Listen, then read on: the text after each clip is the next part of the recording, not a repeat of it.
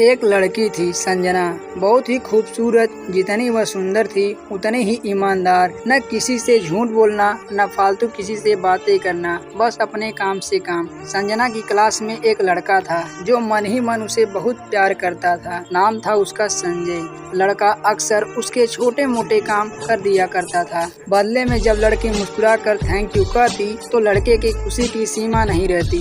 एक बार की बात है, संजय और संजना साथ साथ घर जा रहे थे, तभी जोरदार बारिश होने लगी। दोनों ने एक पेड़ के नीचे शरण ली। बारिश बहुत तेज थी। कुछ ही पलों में बूंदें छन छन कर नीचे आने लगी। ऐसे में बारिश से बचने के लिए दोनों एक दूसरे के बेहद करीब आ गए। संजना को इतने करीब पाकर संजय अपने जज्बातों पर काबू न कर सका। उसने संजना को प्रपोज कर दिया। संजना भी मन ही मन संजय को बेहद पसंद करती थी, इसलिए वह भी राजी हो गई और इस तरह दोनों का प्यार परवान चढ़ने लगा। एक बार की बात है, संजना उसी पेड़ के नीचे संजय का इंतजार कर रही थी। संजय बहुत देर से आया। उसे देखकर संजना नाराज होती हुई बोली, तुम इतनी देर से क्यों आए? मेरी तो जान ही निकल गई थी। संजना की बातें सुनकर संजय मुस्कुरा दिया। जाने मन, मैं तुमसे दूर कहाँ गया था? मैं तो तुम्हारे दिल में ही रहता हूँ। तुम्हें यकीन न हो तो अपने दिल से पूछ लो। इस प्यार भरी बात को सुनकर संजना अपना सारा गुस्सा भूल गई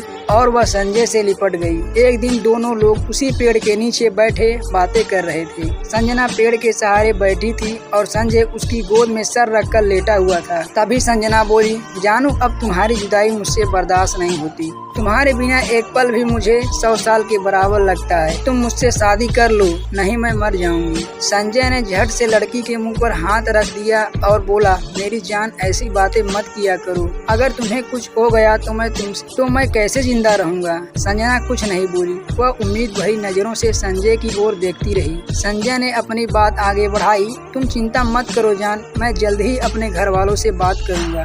धीरे धीरे काफी समय बीत गया। एक दिन की बात है, दोनों लोग उसी पेड़ के नीचे बैठे हुए थे।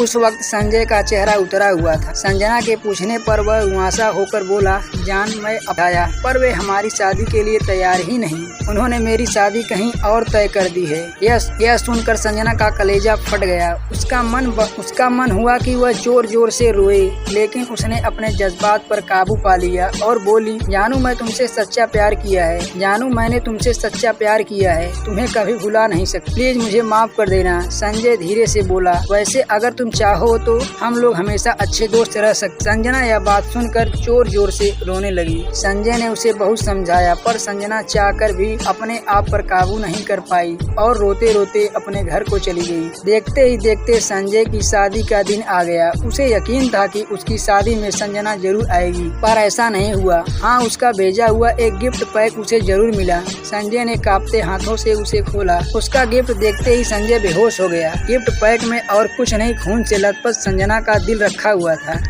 और साथ ही में एक चिट्ठी जिसमें लिखा हुआ था, अरे पागल, अपना दिल तो लेते जा, वरना अपनी पत्नी को क्या देगा।